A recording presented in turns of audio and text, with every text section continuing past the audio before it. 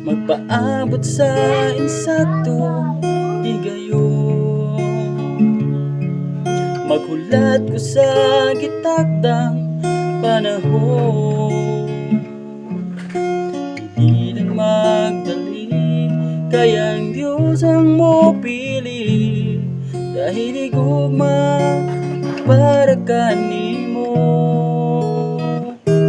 andam siyang mohatag sa gitingo hamo. Ug dili niya ihatag kung dili para nimo.